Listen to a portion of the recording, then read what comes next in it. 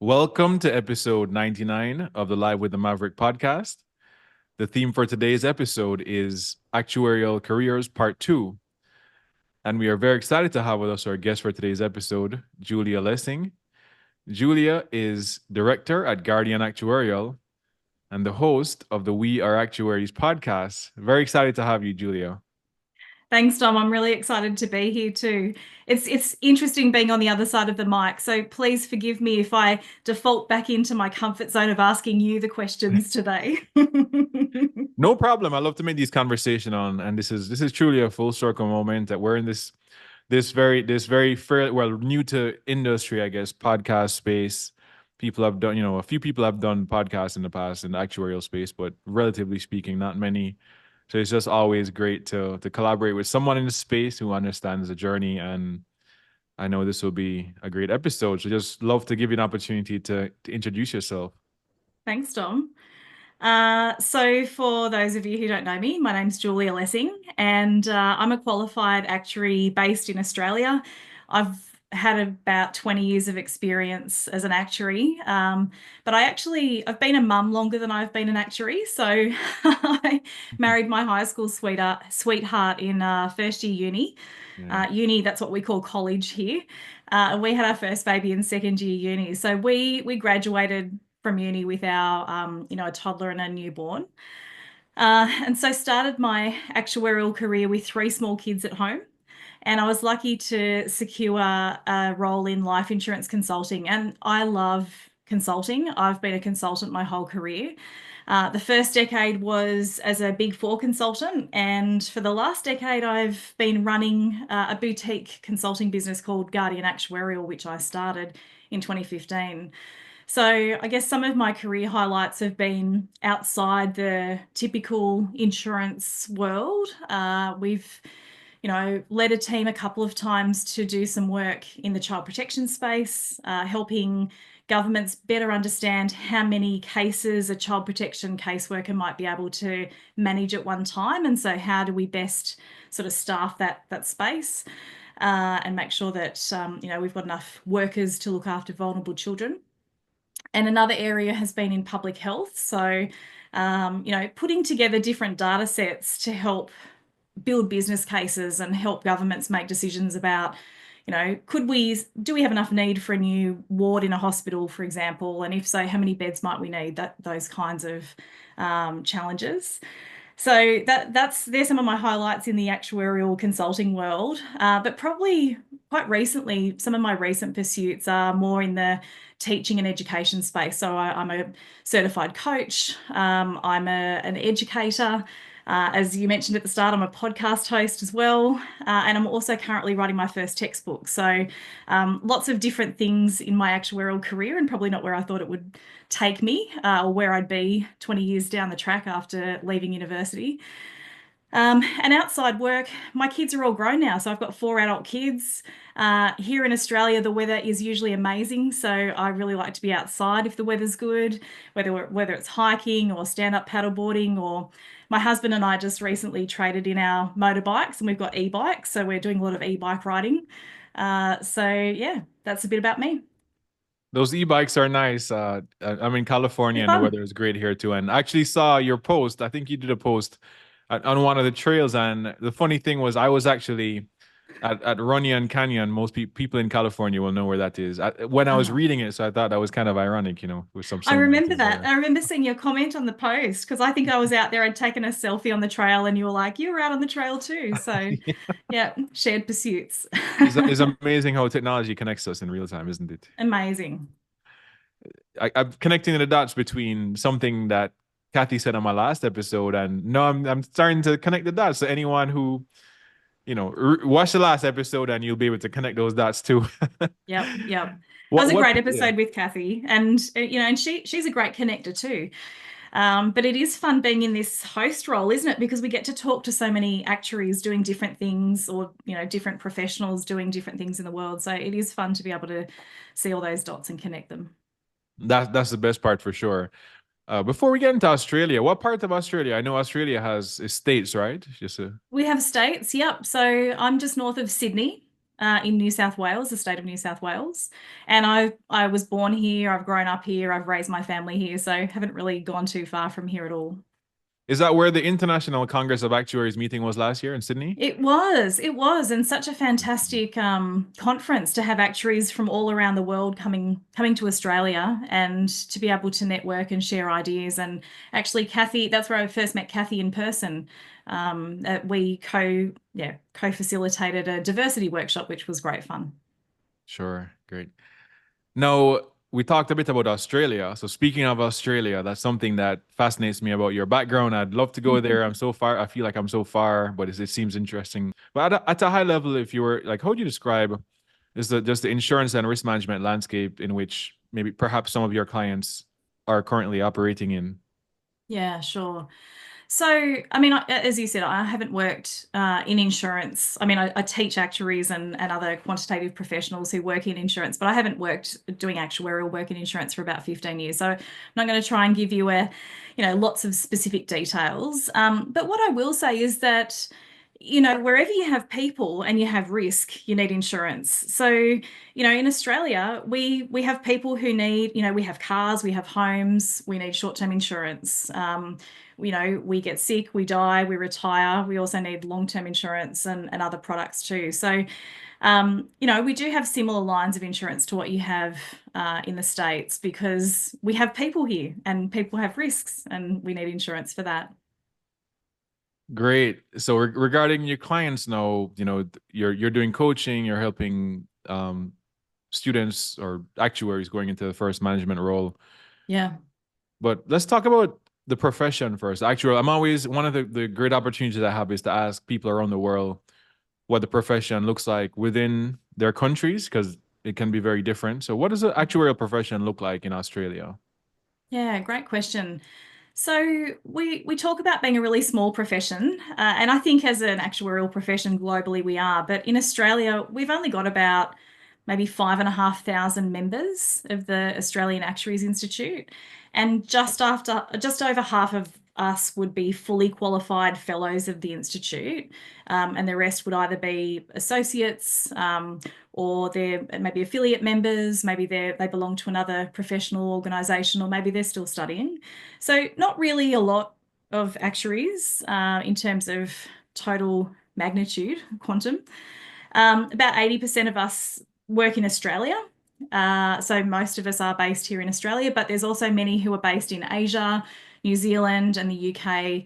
And it's quite common for actuaries here in Australia once we get qualified to have an international adventure. I didn't because I had lots of small children at home, but it's quite common for actuaries to do that. Probably a third of the profession's female. And I think the racial and ethnic diversity of the profession has really been increasing as time's going on, and we've got different people coming into the profession and coming through university doing their actuarial studies.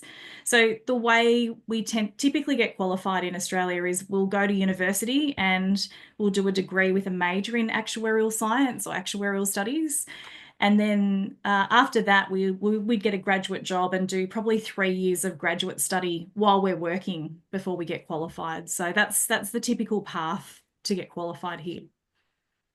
No, when you talked about the path to getting qualified and the profession itself is relatively small. One thing I always like to ask about is like that, in some countries and some regions there is a demand supply gap. Would you say that there's an excess or shortage of actuarial talent in Australia? And to follow up on that, would you say that it's different for qualified actuaries versus actuarial students? Yeah, really good question. I think there's really if I think about the career continuum from, getting that first graduate job through to, mid-career actuaries and then more experienced actuaries, I think the job prospects really change across that career continuum, and they've probably changed through time as well. So when I graduated from university, there were lots of jobs for new graduates. I think in that time, though, there's been a bit of change, and more universities are now accredited to teach actuarial studies, and the profession itself is becoming more popular, more highly regarded. We have a lot of international students who come and study actuarial studies here in Australia, and so we have lots of graduates coming out And it's not always easy for them to all find jobs. I know I talked to a lot of actuaries who are at that stage where they've finished university and they're trying to get their first actuarial job, and they're really struggling to do that. It might be that they have great technical skills and they don't have the communication skills to get through an interview, or it might just be that there's so much competition for some of those actuarial graduate jobs that they have to get a job in a different area and maybe move into actuarial down the track. So it can be quite hard, I think, for our younger actuaries starting out. Would you say, on that note, would you say that there are opportunities in things like data science? I know I actually had a previous interview, I think it was with 𝗟𝗃𝗃𝗀𝗪, the president of the IAA, and I think he talked about the fact that I think it was roughly 2/3 of the new graduates in Australia are going into data science. So it sounded like, don't quote me on that, Yeah. paraphrasing, but it sounds like there's some opportunities in data science. They're not, of course, not traditional Definitely. actuarial, but is that something that you're seeing? Definitely, definitely. And in fact, the new actuarial education program here in Australia has a subject called data science applications.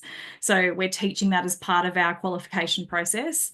And it's a very popular subject. I think the beauty with data science is that it's industry agnostic. So if you have data science skills, you can use your actuarial superpowers in a whole range of areas, not just in insurance and financial services, which is where we've historically worked. And so I think a lot of our younger professionals are really wanting to make a difference in those different areas, and that data science skill set is so powerful. You brought up something really interesting when you talked about the fact that and I think it's similar in the US. I'm certainly seeing that where a lot of universities are, or more people are accredited to teach actuarial, or actuarial is getting more popular in college, and as a result, no, like I said, I know I know there's different perspectives on this. There are some people who are saying that there's a dearth of talent. So there seems to be at times conflicting views on this. But at times you can have situations where you have a lot of graduates competing for the same jobs. Yeah. And I think the traditional actuarial jobs, maybe that pie isn't growing as much, but there's a lot of non-traditional jobs out there. So do you ever see people within the course of your coaching business who, they have an actuarial background, and I actually talked to Kathy about this too, because she talked about people in developing nations where you may not have as many opportunities. I even see people in my community. Do you see people who you think, okay, they have this actuarial background, they're talented, they're intelligent, but I don't really see them being, like a appointed actuary or something in the traditional space. Like, do you ever run into that issue, and do you have any thoughts on that? Yeah, I do. And I think sometimes it's about exploring options about what you can do with your actuarial training, because our skill set is so transferable and we can really apply that to so many different areas. And I think sometimes it's about working out, well, firstly, it's about working out where do you want to apply your skills? So what's important to you and how do you want to take that? And for some people, that's by taking a senior leadership role in an insurance company. And that's really important. We need smart actuaries to be in senior leadership roles in insurance companies, because insurance is such an important part of our protection for our society. But if insurance isn't your thing, I think figuring out what is. But then I think the additional challenge when you start to work, if you start to take your career outside that sort of traditional career path that's a little bit more well laid out for you, one of the things that we struggle with, and I've been here myself as well as I moved out of that sort of traditional space, is that we need to be able to explain to the rest of the world, or at least the area that we're wanting to apply our skills in, what do actuaries do? It's not enough to turn up and go, oh, I'm an actuary, trust me, I can help you. In an insurance company, people kind of have an idea about what actuaries can do, and that it's sort of easier to sort of find the roles there. But when you step outside that world, we need to be able to really clearly articulate what it is that we're doing, what our value proposition is, and how we can help. And maybe that's without using the word actuary. And that's one of the areas I think we're so closely aligned on is, and you use the term value proposition, which I like, is if you look on my website, not a shameless plug here, but when I came up with the Maverick actuary content community, I thought the three gaps within the profession. One was the area of name recognition. I'll do the third one and then get to the second. The third one is strategic mindset, and then the second one, which is like what I call explainable value proposition. Because to your point, like, and what I was saying is that the pie of the traditional roles aren't growing necessarily as quickly as some of the other roles that are out there, that where the skill set could be transferable. And that's what's been driving me largely for the past few years. And it's exciting to see. Certainly I could see some change, even though it's still slow within the societies. Even, I don't know if you know Dave. I saw Dave Dillon. He's an SOA president. I saw him post on it. He's been posting on this for the past few days on, asking actuaries if they have experience in wider fields. So I see the societies and some of their folks talking about it, which I think is good, because to your point, I think there's opportunity, but unless we can articulate what the value prop is, we won't be able to take advantage of them. Yeah, absolutely. And I mean, Dom, you've done a great job of raising the profile and the name actuary across the world as well, with your content and with your podcast and with your Instagram. We are a small profession, and most people won't come into contact with us. We're not doctors or lawyers or accountants that most individuals need to see at some point in their life. Many people will never come in contact with an actuary. So we've already got a challenge in getting our profession's name out there and helping people understand what we do. For sure, not being B2C, business to consumer. Right. That's a big challenge, and that's something I honestly never thought about much when I started the whole brand. But it's something I've gotten to learn. But I still don't think it's something that can prevent us from stepping into that. I just think it's more of a challenge. Yeah, and that's why we need help, and that's why we all need to work together. Yep. Now, you talked about, or I did mention, your current role is director at Guardian Actuarial. So how would you describe your company and the current role? I know you talked a bit about, you gave us a bit of a high level overview at the beginning, but if you talk a bit more specifically about this role, how do you describe Guardian and your current role? Yeah, sure. So as I mentioned, I started Guardian Actuarial in 2015 after about a decade career in Big Four consulting. And when I started it, it was an actuarial consulting business, largely consulting to state government departments. I could see that there was a need for actuarial skills in government health and human services, as I talked about at the start. And so, just started building a consulting business and really enjoyed that experience. Alongside that, I've always had a passion for working with people and managing teams. And so I've also had a whole lot of mentoring and coaching kind of roles, helping actuaries primarily build great careers along the way. So before the pandemic, my business was probably 95% consulting and 5% coaching and mentoring. But when the pandemic hit, and I'm sure many people can relate to this, we all sort of went back to the drawing board with a whole lot of things and thought, okay, where to from here? Because, most of my clients were government health organisations, and so they weren't interested in hiring consultants. They were trying to keep Australians safe from COVID. And so I found myself with a lot of time on my hands. I couldn't leave the house. And so that's sort of when the balance of the consulting and the coaching work kind of changed, because one of my corporate clients who I'd been delivering corporate mentoring and training services to said to me, oh, I wonder, do you do any sort of cross-company training, or, we've got some new managers that need some help building the skills to step into their first management role and build their networks. And I was like, I don't, but I could. It sounds like a lot of fun. So at that point, I decided to write the Guardian Actuarial Leadership Program, which is a small group coaching program for actuaries stepping into their first management role. We run it over 3 months. It's only a couple of hours a week. There's sort of self-paced study and group sessions to kind of learn from each other. And it's a fantastic program. I absolutely love delivering it. In fact, ACTEX is helping me turn it into a textbook now. So that will also increase its reach across the world, which is really exciting. But what that means is that Guardian Actuarial now is essentially a coaching and training business. I had to basically put a pin in all of my consulting work because I just couldn't do both.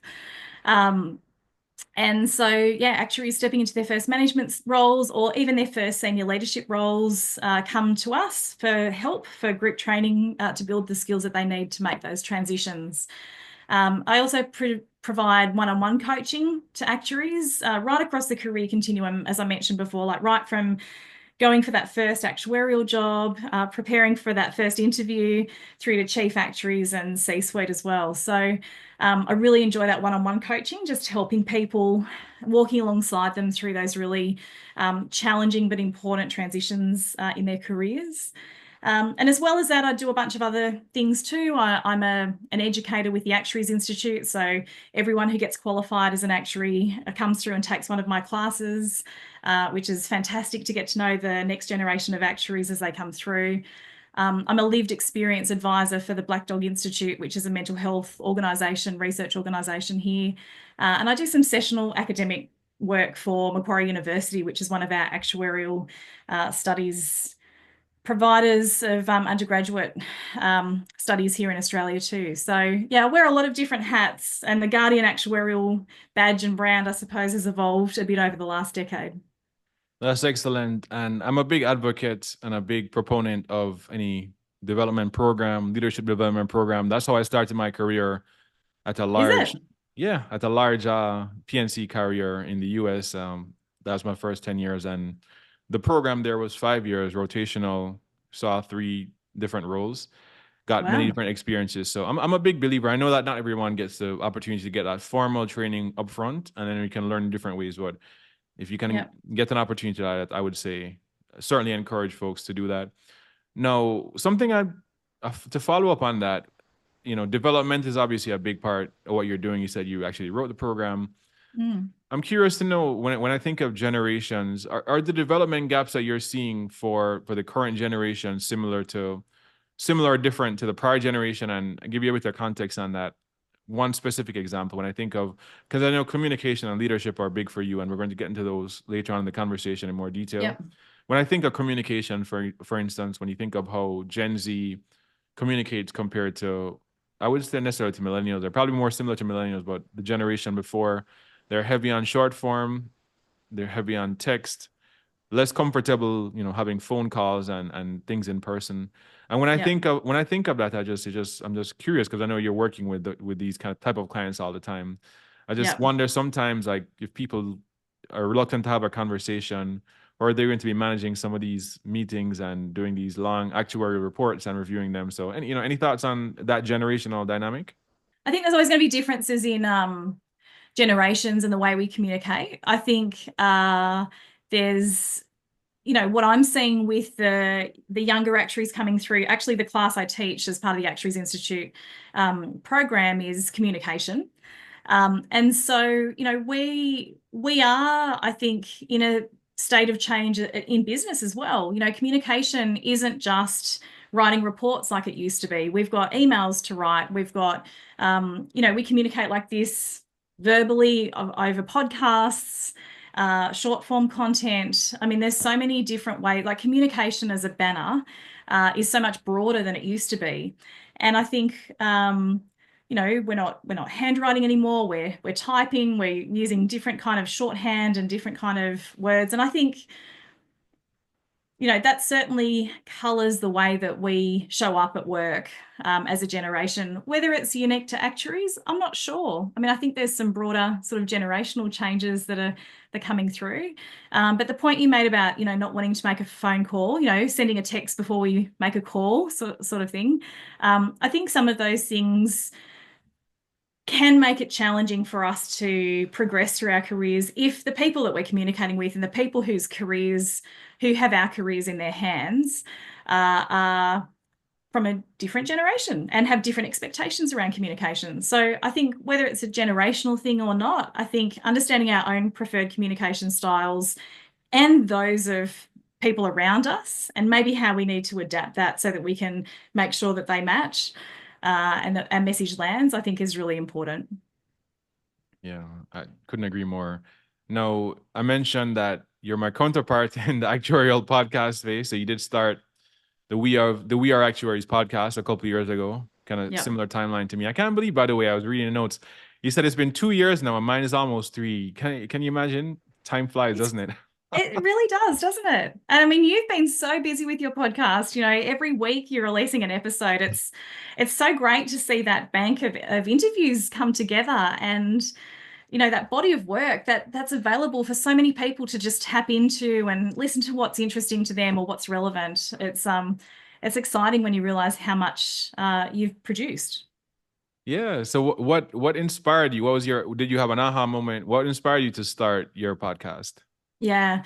So you mentioned that sort of B2B, B2C as actuaries. I mean, the work that I'm doing as a coach is now a bit more B2C. I am engaging with individuals. And so as I was trying to get the word out about the program, building the Guardian Actuarial Leadership Program, the head of marketing said to me, our head of marketing said to me, "Oh, Julia, you should have a podcast at some point."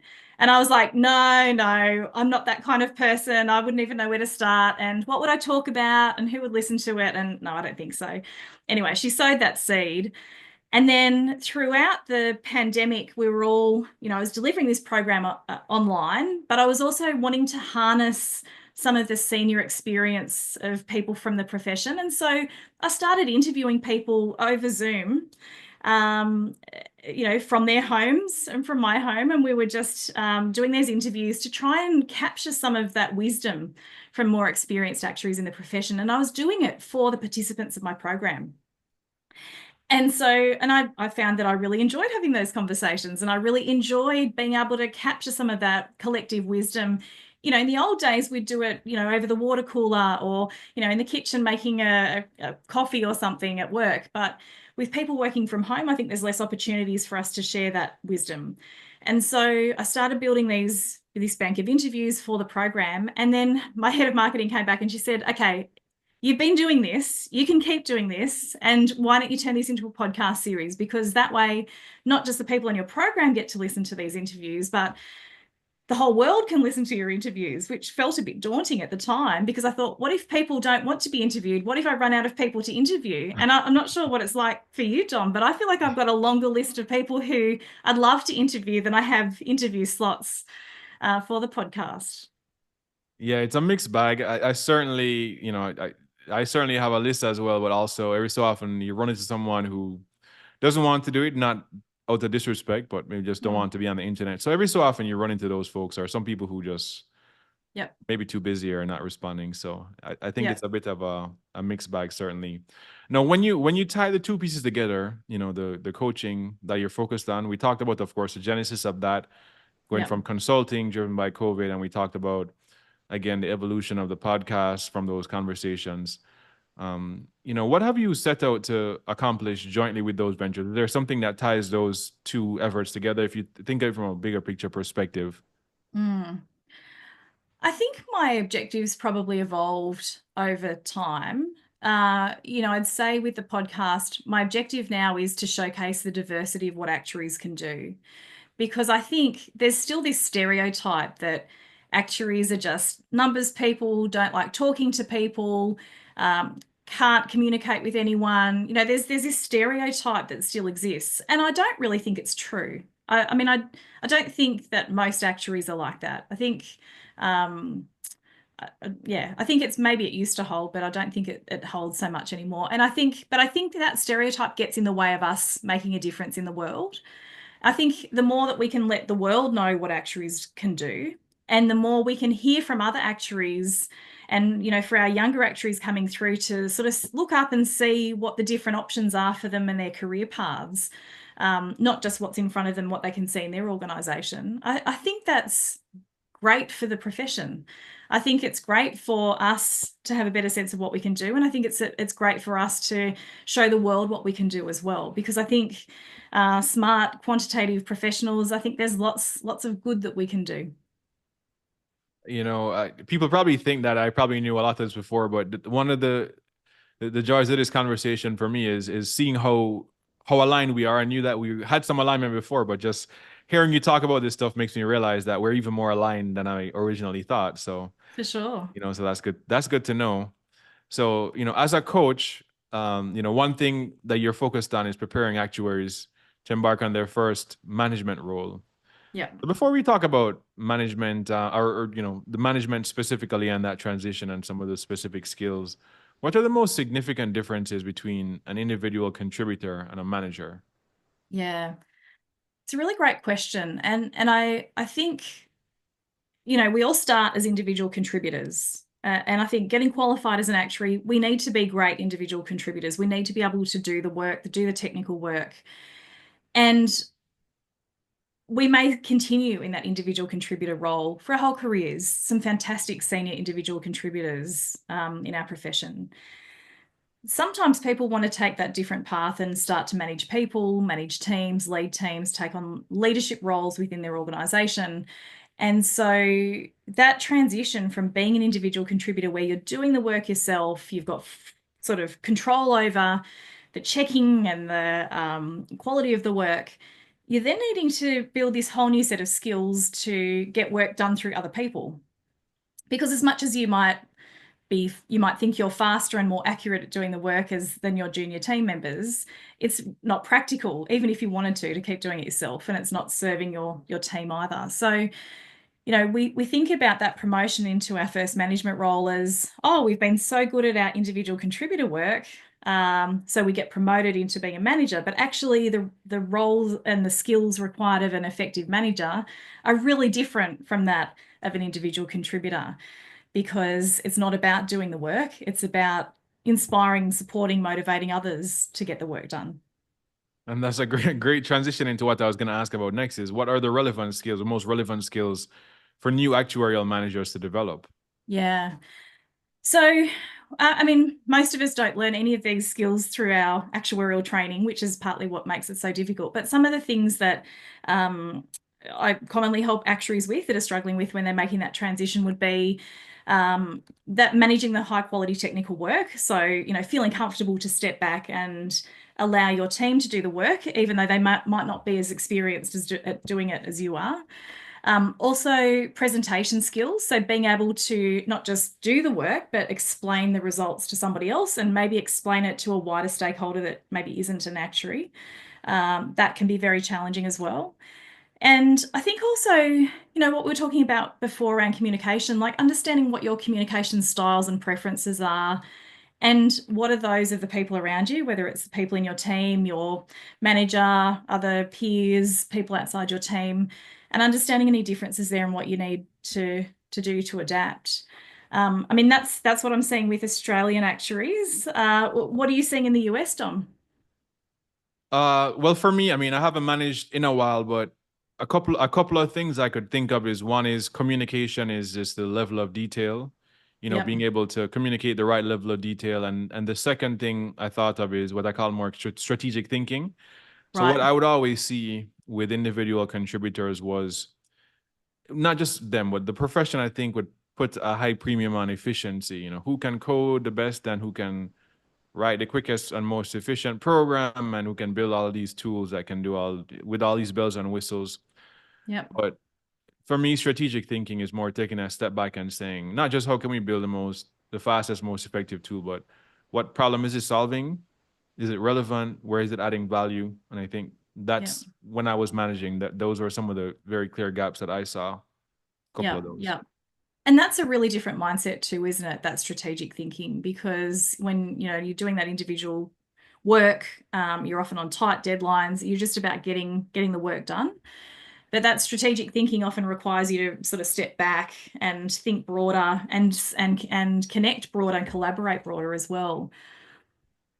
Yeah, one thing I want to dig deeper on, because I've seen this so many times too, is, well, I guess you could add this to my response in terms of what you see. One of the things I always see is new managers wanting to be more player than coach because they're accustomed to doing it and they think their way is better. And Yep. I've worked for one before, unfortunately. But like if you were kind of circling back to the managing the high quality technical work, what are the keys to managing high quality technical work as you move into a management role? Yeah. I mean, this is one that a lot of people struggle with because you've spent so long learning how to do the technical work yourself, and you are usually pretty convinced that your way is the right way to do it. But having the trust to be able to step back and delegate. When I first delegated my piece of technical work, the very first time I ever delegated, I was like, I just said to the person, here's what we need to do. Like, can you do it? And they were like, yeah, okay. And I was like, wow, this is great. I went and made a cup of tea and I was thinking, wow, this whole management gig's really great. But I hadn't been clear about timelines. I hadn't been clear about what checks I would need to do. It was all wrong. It was all, didn't go to plan because I hadn't really set it up well enough, but nobody had really taught me how to do that. I hadn't learned those skills about how to do that. So, it can be tempting when that goes wrong to then step back in and go, oh, well, I'll just do everything myself. But really, what we need to do is learn, firstly, how to communicate that delegation. We need to, communicate the task, what's required, and provide that person with enough support to get it done. Because quite often they don't have as much experience as we do. They might not have ever done this before. And so, keeping the lines of communication open so that if they have a question, they feel safe enough to come and ask you about it rather than fumble through or, take twice as long to get it done as they should have. So a big part of it's that communication, and our skills as managers to be able to delegate, but also thinking about, if we are really good at the technical work ourselves, we probably know what could go wrong. What are the common mistakes and what are the checks that we would normally put in place?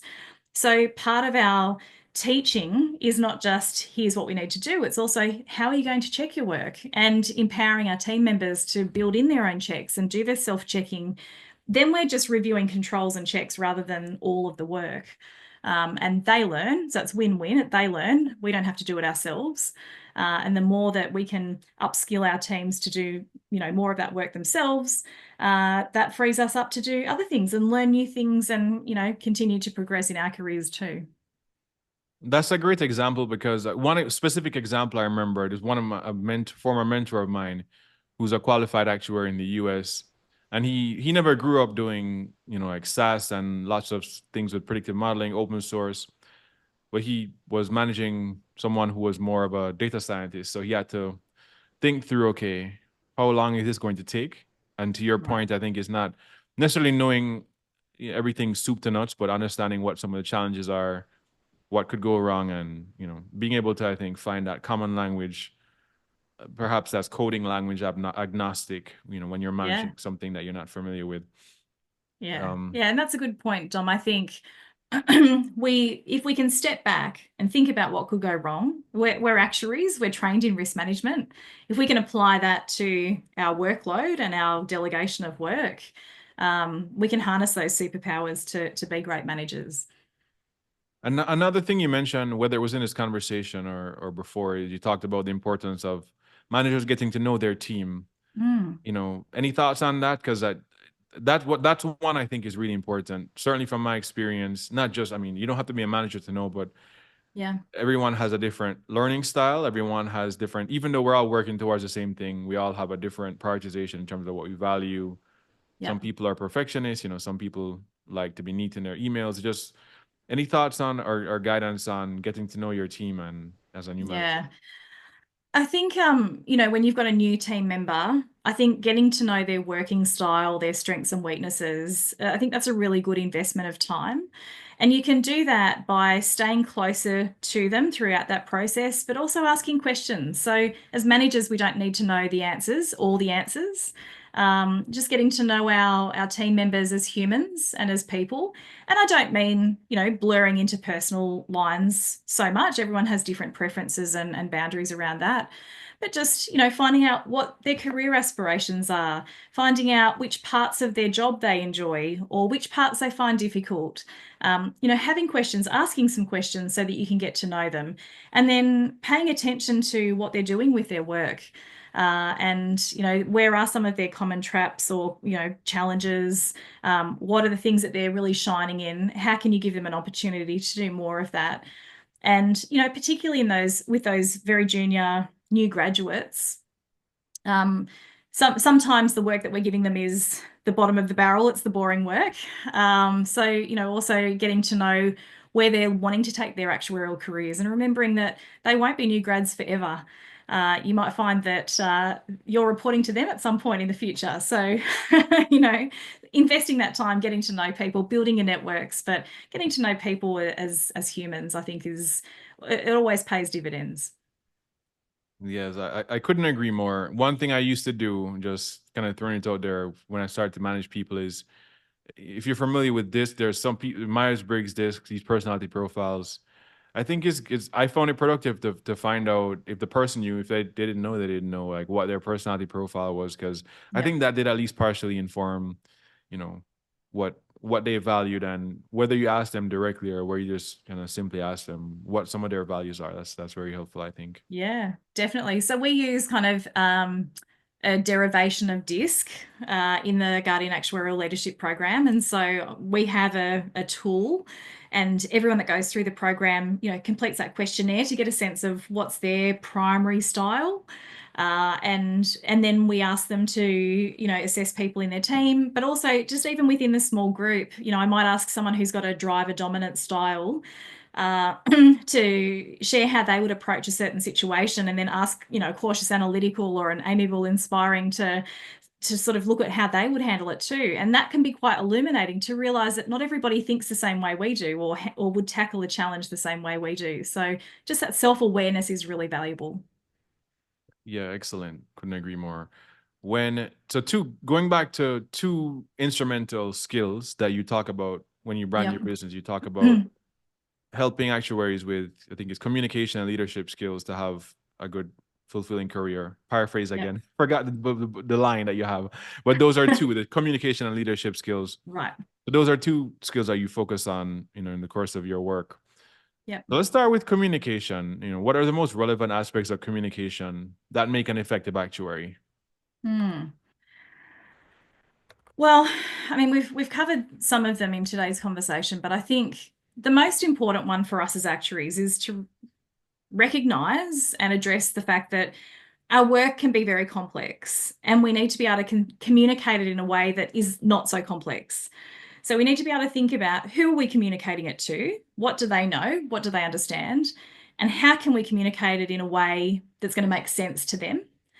And so I think that's really the main hurdle. And we see this all the time. So, and I've done this myself. I've fallen into this trap where, you get up to present your results, and you want to just take everyone on the journey. You want to talk about how, we got the data and we cleaned the data, we made this great model, and then we wrote some really sophisticated code, and we got these great results. Now, by the time you get to that point, your audience, unless there are other actuaries who are really interested in that process, have probably sort of tuned out. They're like, okay, what's the point? Like, why do I care about what you're telling me?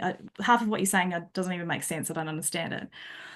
But that's what we tend to do. We want to take everyone on the journey of what we've done.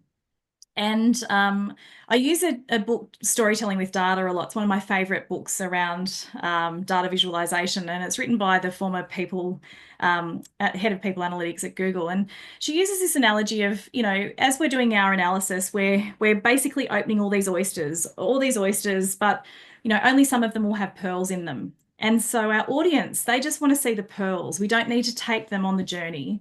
I think it's a really great analogy, because we just need to share the so what.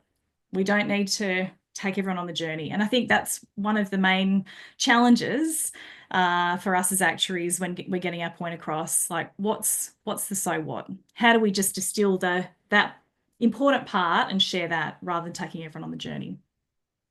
I'll just add something to that. My 2 cents on communication is, similar to what you just said, is I think I've seen actuaries focus too much on the what and less on the why. I think always, Simon Mm. Sinek said, start with why. That will guide you to the right place, I think. That's a Working in great, reverse, working in reverse, showing them the yeah, most important things. But one more thing I always suggest is, when you have to talk about the what, tell people what they need to know versus what you want them to know that you know. It sounds a bit right, long, yeah, but yeah, I think that's a trap actuaries fall into, because they're very intelligent and they come up with all these very fancy models and algorithms, and at the end of the day, nobody really cares. What you know, it's just what's relevant for them to know. So that's something yeah. that I think, as always. I think that's a really good piece of advice, Dom. And I think that's sort of that knowing your audience and what matters to them, and not what you want to tell them, not proving how smart you are or how clever you are. We had a graduate in the leadership program who told me this story about how, he couldn't work out why the rest of the organization didn't understand what his team did. But then he started just having conversations with them in terms that they understood and, understanding what they were doing. So getting to know what they all did.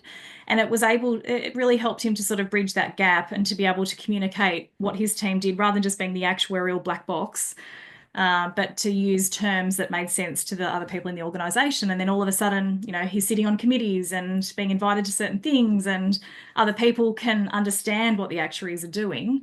And so it fosters that better connection. That sounds like a great success story.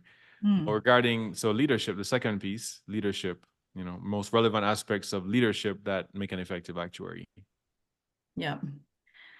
So I guess the first thing I'd say is that I think leadership means different things to different people. Like, I know some actuaries in Australia have said, oh, no, we don't want to be leaders. We've got a flat structure. We don't have hierarchy. We're not going to be leaders. We're not going to be bossy. I think leadership is, you can be a leader even if you're an individual contributor. Leadership is about how we show up, and it's about how we represent our profession. It's about how we interact with people at work. It can also be about how we manage up. So, I had a graduate on one of the last year's cohorts of the leadership program, and they were having trouble with their direct manager. Didn't feel like their direct manager trusted them. Direct manager was kind of micromanaging and feeling really frustrated with it. And so, the graduate had the courage to say to their manager, how can we work together better? What do you need? To ask those questions. And it really opened up that dialogue about how they were working together and what was important, and helped the graduate understand, what their manager needed.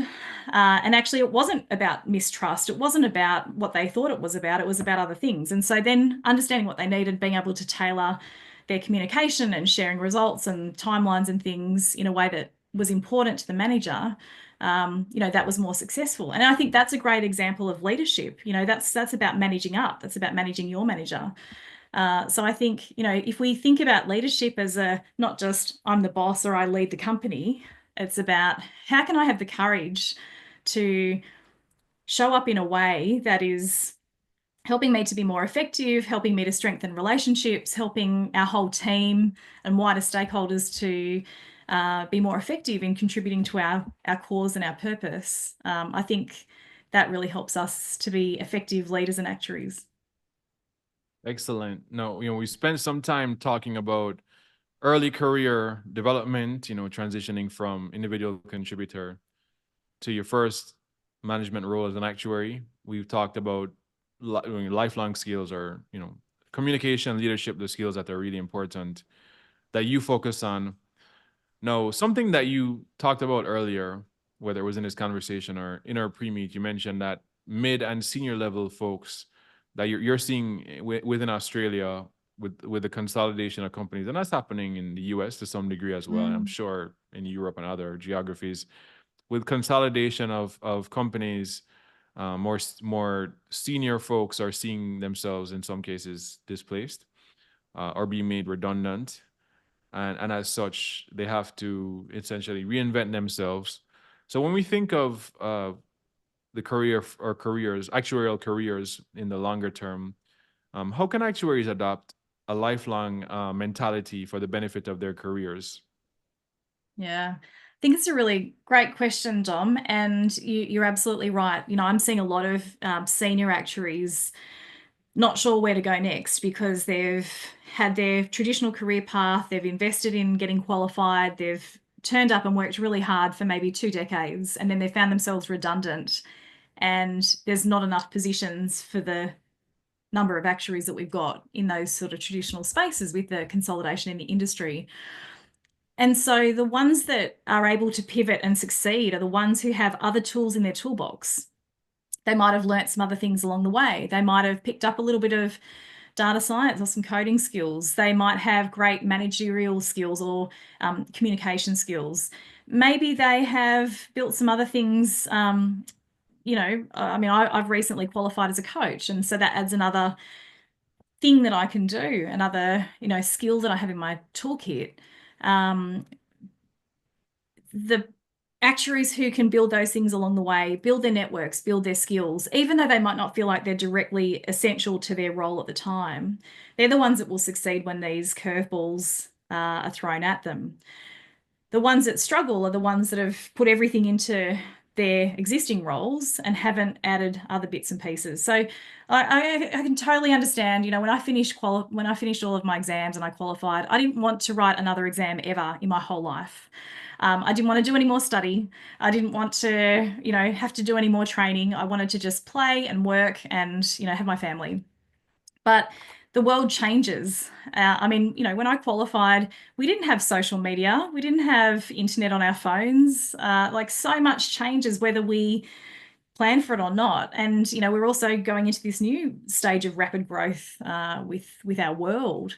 Even data science. When I graduated from university, we learnt to use Excel. We weren't taught how to code or how to, write Python code or do any of the more sophisticated technical modeling type skills that actuaries are learning now. So things change, the world changes, actuarial practice changes, technology changes, and the industry that we're playing in changes. So with so much change ahead, we can't always predict what that will look like and what our careers will look like. So my advice has always been to future-proof your career by adding new skills and building your networks now. You might do that by volunteering. Volunteering is a great way to learn new skills and build your network and do things that you might not otherwise have been able to do at work. Whether it's some more formal training, and it doesn't have to be formal training actuarial education. My coach education's been quite helpful. Some people might like to go and do some other micro credentials that also are helping the work that they're doing and building some new skills or staying up to date with their actuarial skills. And, also on the job training, like what new skills are you learning just in your day-to-day job as well? You and I both now have podcast hosting skills, which, we didn't have when we first qualified either. So Yes. being open to the world of possibility out there, I think is a really great way to future-proof your career and build your skills. One that I want to mention, because I know if we spoke about this before, is the idea of staying relevant. And I know that means different things to different people. One of the reasons I always recommend, not just because I've done it myself and I've had success with it, is the whole idea of personal branding. I think it helps to keep you relevant. And to your point, us not having social, well, I guess I had it for probably more of my life than some others, but especially if you didn't have social media in the prime of your career, it's there now, and there's so few people proportionally. I think there's 1% of people across the board are posting actively on LinkedIn. So they have 4, 5, 600 million users. Such a small percentage of people are posting. So if you just post regularly with intention, you separate yourself from the pack and you can position your expertise. And in my mind, that's the easiest way to stay relevant, because nobody can stop you from doing it. People can stop you from getting promoted. They can stop you, derail opportunities, but no one can stop you from opening up an app and like LinkedIn and posting and sharing your expertise. So that staying relevant, I think, is one that resonates with me. Yeah, absolutely. And that is a great way to promote your personal brand and find your voice, even though it might be scary at first to start posting and start putting yourself out there. But it's a very accessible option for all of us. The very last thing I want to ask about, just a follow-up on what we just discussed, is when we talk about, I imagine you're seeing clients who are retooling, retraining.